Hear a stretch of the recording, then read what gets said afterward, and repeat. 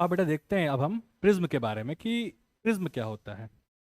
अब हम लोगों ने देखा था कि जो ग्लास स्लैब था वो रे ऑफ लाइट को क्या करता था, वो रे ऑफ लाइट को लिटरली शिफ्ट कर रहा था। ये प्रिज्म क्या करता है, प्रिज्म के बारे में एक चीज सबसे अच्छे से जान लो, वो ये है कि प्रिज्म किसी भी रे ऑफ लाइट को, मैंने क्या कहा, प्रिज्म किसी भी रे ऑफ लाइट को क्या करता है, अपने बेस की तरफ क्या कर देता है, बेंड कर देता है। प्रिज्म का काम क्या होता है बेटा, प्रिज्म का काम होता है कि किसी भी रे ऑफ लाइट को क्या करना, अपने बेस की तरफ क्या कर देना, बेंड कर देना। वो किसी भी रे ऑफ लाइट को क्या करता है, अपने बेस की तरफ मोड़ देता है।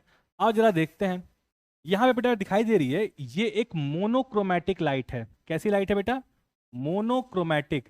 अब ये मोनोक्रोमैटिक लाइट का मतलब क्या हुआ, इस मोनोक्रोमैटिक लाइट का मतलब है एक ऐसी लाइट जो कितने कलर्स में है, सिंगल कलर की लाइट है। ये कैसी लाइट है बेटा, सिंगल कलर की लाइट है। तो इसको मैंने नाम क्या दिया कि ये एक मोनोक्रोमैटिक रे ऑफ लाइट है। अब देखो बेटा, यहां से रे ऑफ लाइट एंटर कर रही है प्रिज्म के अंदर। क्या कर रही है, रे ऑफ लाइट यहां से क्या कर रही है बेटा, एंटर कर रही है किसके अंदर, प्रिज्म के अंदर। जैसे ही रे ऑफ लाइट इस प्रिज्म की बाउंड्री को स्ट्राइक करेगी, मैं फिर रिपीट कर रहा हूं, हम पहला काम क्या करेंगे, हम बनाएंगे normal. Normal to the what, normal to the surface. तो मैंने यहां पे क्या बना लिया बेटा, ये एक नॉर्मल मैंने बना के तैयार कर ली कि भाई ये एक मेरी नॉर्मल है। अब बाहर का मीडियम तो रेयरर है, प्रिज्म भाई डेंसर मीडियम का है, इधर भी मीडियम कैसा है, रेयरर है। Rarer, denser, rarer. थोड़ा सा दिमाग पे जोर डालो, कुछ ऐसा ही हम लोग लेटरल डिस्प्लेसमेंट में देख रहे थे। Rarer, denser, rarer, rarer, denser, rarer. आओ जरा देखते हैं कि क्या उससे कोई रिलेशन है। खैर, इसको एक नए एंगल से देखते हैं। एक मोनोक्रोमैटिक रे ऑफ लाइट यहां से प्रिज्म के अंदर एंटर करती है, ठीक। ये क्या बन जाएगा बेटा, ये हो जाएगा इसका क्या, एंगल ऑफ इंसिडेंस। ये क्या बन जाएगा बेटा इसका, ये होगा इसका एंगल ऑफ इंसिडेंस। क्या कहलाएगा ये, एंगल ऑफ इंसिडेंस। क्यों एंगल ऑफ इंसिडेंस, क्योंकि नॉर्मल और इंसिडेंट रे के क्या कर रहा है, बीच में बन रहा है। ये नॉर्मल और इंसिडेंट रे के कहां बन रहा है, बीच में बन रहा है। ये क्या हो गया मेरा एंगल ऑफ इंसिडेंस। अब देखो, इस रे ऑफ लाइट को एक्चुअली में जाना तो ऐसे था, इस रे ऑफ लाइट को एक्चुअल में ऐसे जाना था, पर मैंने बीच में क्या रख दिया, प्रिज्म। उस प्रिज्म को रखने की वजह से ये रे ऑफ लाइट ऐसे ना जाके बेंड हो गई, नीचे की तरफ आ गई। इस प्रिज्म के रखने से ये रे ऑफ लाइट सीधे ना जाके क्या हो गई बेटा, बेंड हो गई। अब देखो, रे ऑफ लाइट को जाना ऐसे था, अब ये कहां जा रही है, ये जा रही है टुवर्ड्स द नॉर्मल। ये रे ऑफ लाइट क्या हो गई, बेंड हो गई, किस तरफ, नॉर्मल की तरफ बेंड हुई। तो ये बेटा मेरा बन गया एंगल ऑफ रिफ्रैक्शन R1। अब इसको जरा ध्यान दो, ये रे ऑफ लाइट यहां से बेंड होते होते यहां पहुंची, ठीक। अब जरा अगर इस सरफेस को देखा जाए, तो इस सरफेस के लिए ये क्या हो गया, थोड़ी देर के लिए मान लो कि इतना पार्ट नहीं है, तो ये ray of light denser to rarer जा रही है, तो ये क्या हो गया, angle of incidence for denser medium है। तो ये R2, लेकिन मैं क्या कहूंगा कि ये एंगल ऑफ इंसिडेंस है कौन से मीडियम के लिए, डेंसर मीडियम के लिए एंगल ऑफ इंसिडेंस है। यहां से रे ऑफ लाइट जाना ऐसे चाहती थी, पर हुआ क्या, रे ऑफ लाइट गई ऐसे, अवे फ्रॉम द नॉर्मल। ये क्या कर रही है, जब ray of light denser to rarer जाती है, तो लाइट क्या होती है, नॉर्मल से दूर भाग रही होती है। अब जैसे मैं इसको यहां से बाहर निकालूंगा, तो सबसे पहले मैं क्या ड्रॉ कर लूंगा, मैंने एक नॉर्मल ड्रॉ कर ली। अब जब मैं इसको यहां से बाहर की तरफ निकालूंगा बेटा, तो ये कहां बेंड हो रही है, अवे फ्रॉम द नॉर्मल। ये बेंड कहां हो रही है बेटा, ये बेंड हो रही है अवे फ्रॉम द नॉर्मल। अब जरा देखो बड़े ध्यान से,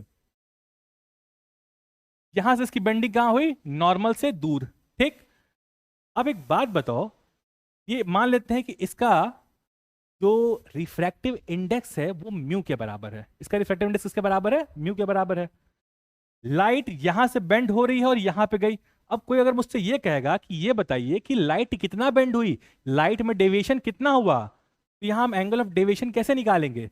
हम एंगल ऑफ डेविएशन निकालने के लिए दो रेस को प्रोड्यूस करेंगे। कौन कौन सी rays, incident ray produce forward and emergent ray produce backward. हमने क्या किया, इंसिडेंट रे को आगे की तरफ प्रोड्यूस किया और इमर्जेंट रे को पीछे की तरफ लेकर आए, और जिस पॉइंट पे दोनों मिल रहे हैं, ये जो पॉइंट बन के आ रहा है बेटा, ये कहलाता है क्या, डेविएशन। कि रे ऑफ लाइट को जाना ऐसे था, पर वो रे ऑफ लाइट ऐसे गई। रे ऑफ लाइट को जाना ऐसे था, पर वो कैसे गई, बेंड हो गई। इतना, कितने डिग्री से बेंड हुई, डेविएशन कितना हुआ। तो हम डेविएशन को रिप्रेजेंट किससे करते हैं बेटा, इसको हम लोग बुलाते हैं डेल्टा। मैं डेल्टा बुलाता हूं, बाकी तुम जो बुलाते हो तुम्हें मुबारक हो। ये हो गया बेटा क्या, डेल्टा। ये क्या कहलाएगा, डेल्टा। ये डेल्टा ही क्या है, ये डेल्टा ही है क्या, एंगल ऑफ डेविएशन। ये डेल्टा क्या है बेटा, ये डेल्टा ही है एंगल ऑफ डेविएशन। ये डेल्टा क्या है, एंगल ऑफ डेविएशन। कि रे ऑफ लाइट जाना यहां चाहती थी, गई यहां, तो कितना डेविएट हुई उसका मेजरमेंट क्या है, डेल्टा है। अब देखो खैर हमारा ये जो प्रिज्म है, हम जब हम प्रिज्म के केस में बात करते हैं तो हम बात करते हैं रेगुलर प्रिज्म के बारे में।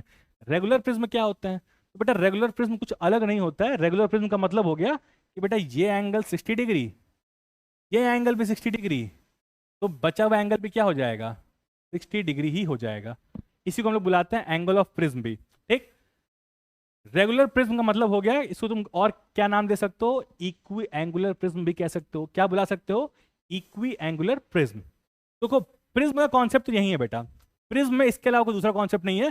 प्रिज्म का बड़ा सिंपल और सीधा सा कॉन्सेप्ट क्या है कि रे ऑफ लाइट प्रिज्म के अंदर एंटर करती है, जब वो प्रिज्म से बाहर निकल रही होती है तो वो किस तरफ बेंड होती है, वो बेंड होती है कहां, प्रिज्म के बेस की तरफ। प्रिज्म का काम क्या है, रे ऑफ लाइट को नीचे कर देना। रे ऑफ लाइट को क्या करना, रे ऑफ लाइट जाना से चाहती थी, उसको बेंड कर दिया। कहां बेंड कर दिया, उसके बेस की तरफ क्या कर दिया, बेंड कर दिया। आओ जरा देखें, ये हो गया एंगल ऑफ प्रिज्म, ये हो गया एंगल ऑफ इंसिडेंस, ये हो गया एंगल ऑफ इमरजेंस।